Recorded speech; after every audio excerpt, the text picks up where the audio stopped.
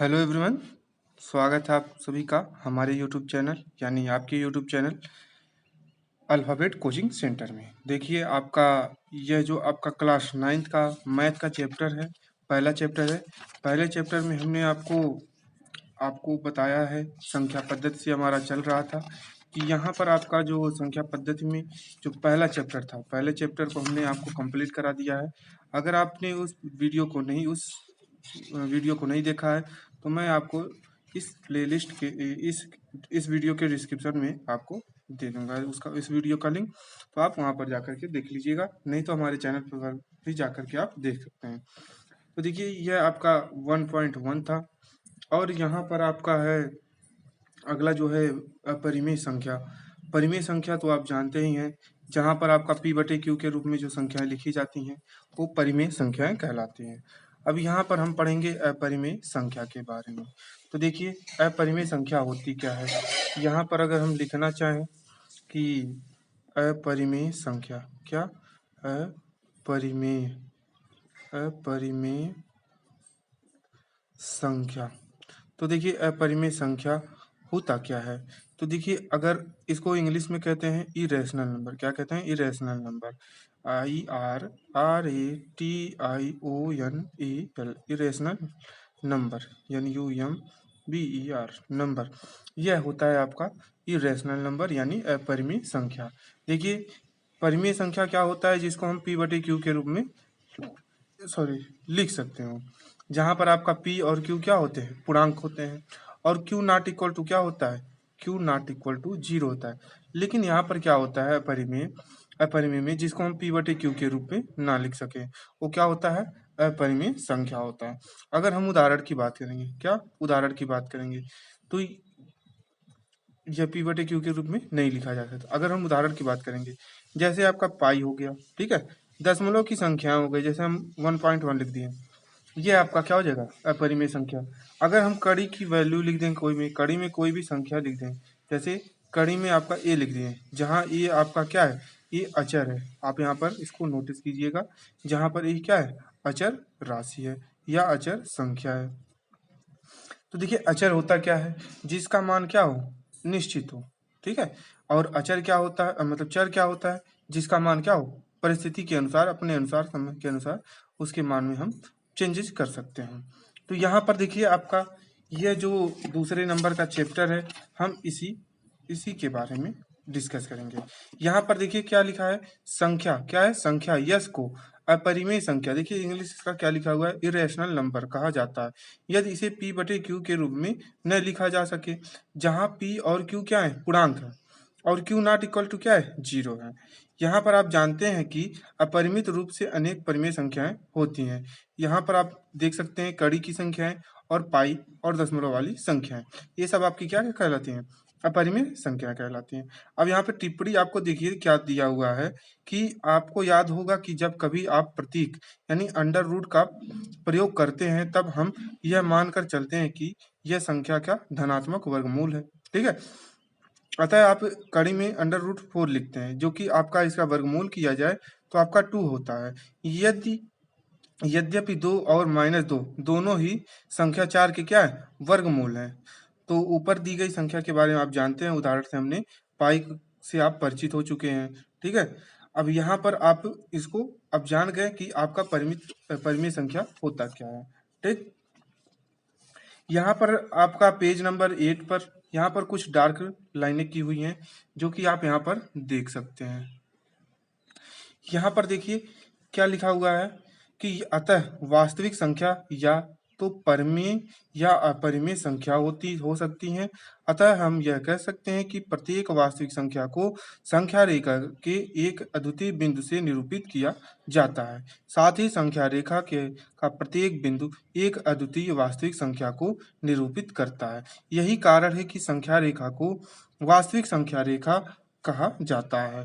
तो देखिए जैसे आप संख्या को आप रेखा पे प्रदर्शित करते थे, उसी प्रकार से यहाँ पर आपको क्या करना है?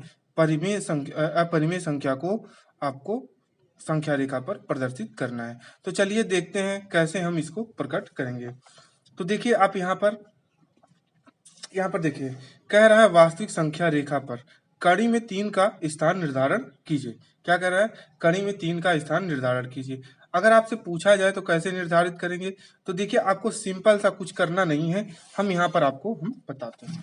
तो देखिए जैसे आपसे बोला है, क्या कह रहा है कि कड़ी में 3, यानी कड़ी में 3 आपको क्या करना है? संख्या रेखा पर दिखाना है। तो यहाँ पर एक आप अंडरलाइन कर लीजिए, ठीक है। यहाँ पर हम आपको अच्छे से क्वेश्चन की भांति जैसे आप सॉल्व करते हैं उसी प्रकार से हम यहाँ पर आपको लिख करके दिखाते हैं। तो आपका उदाहरण नंबर क्या है? उदाहरण आपका कुछ भी हो, आपका चेक कर लेते हैं क्या है। उदाहरण नंबर 4 है। तो उदाहरण नंबर 4 में आपका देखिए क्या कह रहा है। ये आपका फुल बेसिक कॉन्सेप्ट है, इसको आप ध्यान से समझिएगा। अगर कहीं भी आपको कोई डाउट होता है तो कमेंट बॉक्स में इसको जरूर टाइप कीजिएगा। और इससे पहले कमेंट बॉक्स में टाइप करने से पहले आप इस वीडियो को दोबारा रिपीट जरूर कीजिएगा। देखिए उदाहरण नंबर 4 में क्या कह रहा है कि कड़ी में 3 को आपको क्या करना है? संख्या रेखा पर प्रदर्शित करना है। ये आपका क्वेश्चन होगा है। तो देखिए यहाँ पर कैसे जैसे आप यहाँ पर क्या करते हैं कि संख्या रेखा पर दिखाते हैं। यहाँ पर आपका मान लीजिए 0 है, इधर आपका 1 है, इधर आपका क्या है 2 है, इधर आपका 3 है, इधर आपका 4 है। इधर वाली संख्याएं चलती रहती हैं। और यहाँ पर आप क्या, इधर की जो संख्या होती हैं ऋणात्मक होती हैं, इधर की संख्या आपका धनात्मक होती है। अब देखिए यहाँ पर आपका पाइथागोरस प्रमेय का नियम कुछ यूज होता है। जैसे जैसे आपको पता है कि कड़ी में 3 है, ठीक है, कड़ी में 3 है। तो देखिए इसको करना क्या होता है, जो अभी आपका कड़ी में वैल्यू दिया होता है इसको हम क्या करते हैं, ऐसे 2 भागों में बांटते हैं, ठीक है। ऐसे 2 भागों में बांटते हैं जिसका वर्ग करने पर क्या हो जाए, आपका 3 प्राप्त हो जाए। कड़ी में होना चाहिए, ठीक है। तो देखिए यहाँ पर क्या है, अगर हम यहाँ पर 3 को देखिए किस प्रकार से तोड़ सकते हैं। तो अगर हम आपको 2 का स्क्वायर प्लस 1 का स्क्वायर करके दिखाना चाहें, ठीक है, तो आपका 2 दूनी 4 1 5 हो जाएगा, ठीक है। यहाँ पे आपका नहीं होगा। लेकिन अगर हम कड़ी में 2, ठीक है, अगर कड़ी में 2 का स्क्वायर और आपका प्लस क्या कर दें, प्लस 1 कर दें, तो यह आपका क्या हो जाएगा, 1 का स्क्वायर कर दें तो यह आपका क्या हो जाएगा, कड़ी में 2 प्लस 1 का हो जाएगा, और जो कि आपका कड़ी में 3 हो जाएगा। इतना तो हो जाएगा, ये आप समझ सकते हैं। यह तो आपका प्राप्त हो गया। लेकिन यहाँ पर दिखाइए, क्या यहाँ पे कड़ी में 3 आपका कहीं, मतलब कड़ी में 2 जो आपका यहाँ पर लिए हैं, ठीक है, यह आपका लंब हो जाता है, ठीक है, नहीं ये आपका आधार हो जाता है, या और ये आपका लंब हो जाता है, ठीक। इतनी चीजें आपको पता रहनी आवश्यक है, ठीक है। ये आप पाइथागोरस प्रमेय में आप पढ़ चुके हैं। तो देखिए यहाँ पर आपका कड़ी में 2 तो नहीं पता है, लेकिन कड़ी में 2 आप निकाल सकते हैं। कैसे निकाल सकते हैं? मान लीजिए सपोज कीजिए यहाँ पे कड़ी में 2 आपको निकालना है, तो कैसे निकालेंगे? यहाँ पर 1 का स्क्वायर कर देंगे और प्लस 1 का स्क्वायर कर देंगे। अगर 1 का स्क्वायर करते हैं तो इसको हम हल करेंगे तो √1 + 1 हो जाएगा, जो कि आपका कड़ी में 2 प्राप्त हो जाएगा। हो जाएगा कि नहीं? इतना चीजें आप कर सकते हैं। अब देखिए यहाँ पर क्या हो गया, 1 हो गया। तो यहाँ पर ये आपका क्या है, आधार है। क्या है? आधार है। और ये क्या है, आपका लंब है। तो देखिए यहाँ पर 0 से क्या है, 1 तक जाएगा, तो ये आपका आधार हो जाएगा, ठीक। और अगर यहाँ से आप, ठीक है, और यहाँ से आप, ये लंब है, लंब को 1 मान करके आप यहाँ से उठा लीजिए और इसको यहाँ से मिला दीजिए। यह आपका कितना है, 1 है। यह कितना है, 1 है। और यहाँ पर यह जो मान प्राप्त होगा यह कितना हो जाएगा, कड़ी में 2 हो जाएगा। हो जाएगा कि नहीं हो जाएगा? अब इसको आप चाहे तो नामकरण भी कर सकते हैं। क्या कर सकते हैं, यहाँ पर O मान लीजिए और यहाँ पर A मान लीजिए, यहाँ पर B मान लीजिए, ठीक है। अब देखिए यहाँ पर आपको क्या करना है, प्रकार लेना है और आपको पेंसिल लेना है, प्रकार में पेंसिल लगा लेना है और प्रकार की नोक आपको यहाँ पर रखना है। कहाँ पर? प्रकार की नोक यहाँ पर रखना है। देखिए हमारे पास अभी उपलब्ध नहीं है, जिसकी इसके लिए हम आपसे क्षमा प्रार्थी हैं, क्योंकि हमारे पास वो रिक्वायरमेंट नहीं है। तो इस वजह से हम आपको यहाँ पर समझाने का प्रयास कर रहे हैं। अगर नहीं आता है समझ में तो आप हमको बता दीजिएगा, तो हम आपके लिए मार्केट से या कहीं से आपका व्यवस्था कर करके आपको यहाँ पर समझाने का पुनः प्रयास करेंगे। तो देखिए कड़ी में यहाँ पर प्रकार का नोक रखेंगे और यहाँ पर पेंसिल का नोक, और यहाँ पर आपको क्या कर देना है, चाप लगा देना है। जहाँ पर यह चाप बनेगा, यहाँ पर मान लीजिए बनता है, तो यहाँ से 0 से लेकर के यहाँ तक की दूरी क्या हो जाएगी, कड़ी में 2 हो जाएगी, √2 हो जाएगा, ठीक है। अब यहाँ पर आपको क्या चाहिए, कड़ी में 3 चाहिए। तो देखिए यहाँ पर आपका यह क्या हो जाएगा, इसको आधार मानेंगे, ठीक है। कब के लिए? जब आपका कड़ी में 3 हो जाएगा, ठीक। अब यहाँ पर कड़ी में 3 हो जाने पर यह कड़ी में 2 आपका आधार हो जाएगा और यहाँ पर एक लंब खींच देंगे। कैसे खींचेंगे? चांदा की सहायता से। और ये आपका जो भी कोण होगा ये 90 अंश का होगा।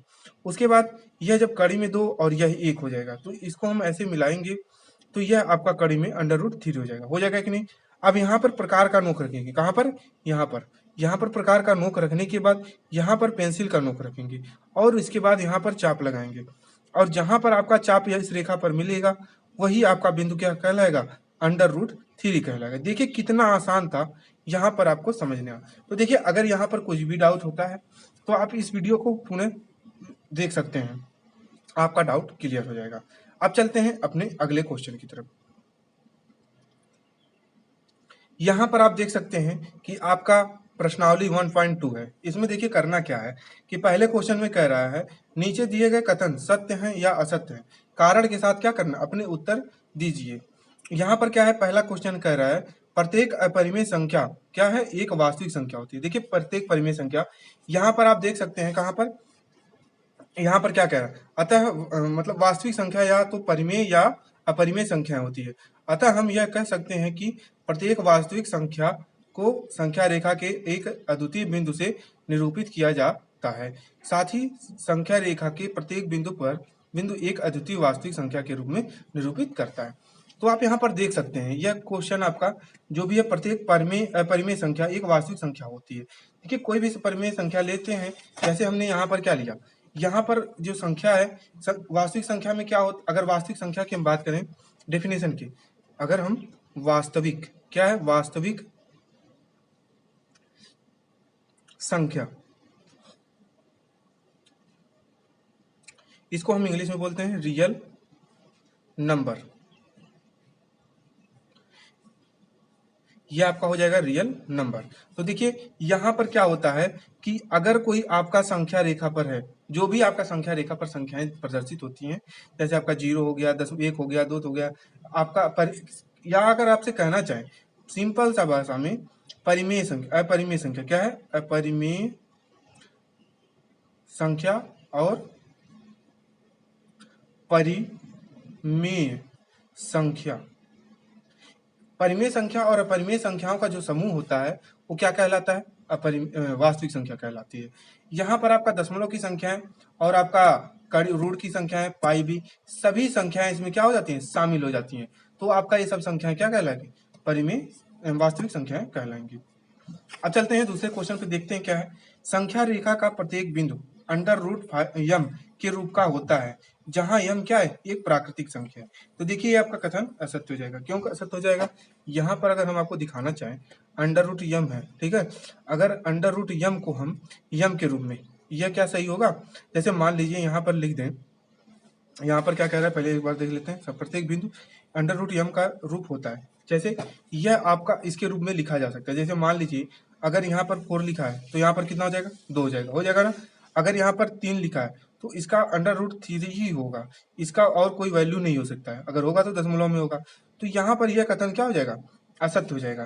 क्यों? क्योंकि हमने बताया कि अगर √4 आ जाएगा, या 4 हो गया और आपका 9 हो गया, 16 हो गया और आपका 25 हो गया, इस प्रकार से आपकी संख्याएं आती हैं, ठीक है। तो आपका ये सब संख्याएं क्या है, ये आपका परिमेय संख्या नहीं कहलाएगी। जबकि आपका ये जो रूट में संख्या होगी वो परिमित प्राकृतिक संख्या हो सकती है या होगी।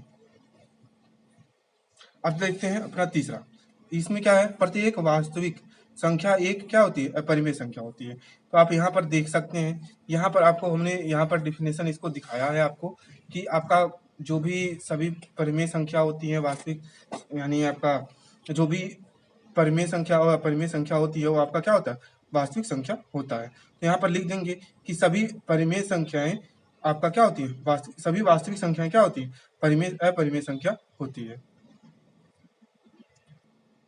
यहाँ पर तीसरे नंबर के क्वेश्चन में कह रहा है प्रत्येक वास्तविक संख्या एक अपरिमेय संख्या होती है। देखिए वास्तविक संख्या आपका बहुत सारी हो सकता है। जैसे वास्तविक संख्या आपका अगर बात करें, या आपका जैसे 25 हो गया, 16 हो गया, ये सब क्या है, वास्तविक संख्या है।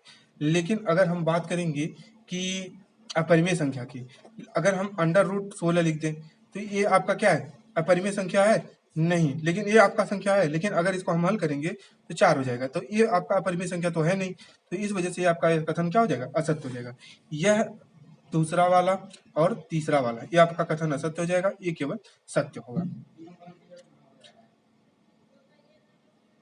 अब देखिए दूसरे नंबर के क्वेश्चन में क्या कह रहा है, क्या सभी धनात्मक पूर्णांकों के वर्गमूल अपरिमेय होते हैं? यदि नहीं तो एक संख्या, ऐसी संख्या के वर्गमूल का उदाहरण दीजिए जो एक क्या हो, परिमेय संख्या हो। देखिए यहाँ पर जो हमने आपको समझाया है, ठीक है, यहाँ पर जो आपका कह रहा है, क्या कह रहा है, सभी धनात्मक पूर्णांकों के वर्गमूल परिमेय, ठीक है, वर्गमूल परिमेय यानी जैसे आपका 16 हो गया, ठीक है, और √4 हो गया। अगर हम इनकी बात करेंगे तो ये आपका धनात्मक वर्गमूल अपरिमेय संख्या है, ठीक है, ये अपरिमेय संख्या है, लेकिन हम इसका वर्गमूल जब करेंगे, ठीक है, इसका वर्गमूल 4 हो जाएगा, इसका वर्गमूल 2 हो जाएगा। लेकिन ये जो संख्याएं हैं ये आपका परिमेय संख्या है, ना कि अपरिमेय संख्या है। तो इस वजह से यह आपका क्या हो जाएगा, √16 इक्वल टू 4 कर देंगे, और दूसरा उदाहरण लिख देंगे √4 इक्वल टू 2 लिख देंगे। ये आपका क्या हो जाएगा उदाहरण, कौन सा नंबर का, दूसरे नंबर का ये क्वेश्चन हो जाएगा।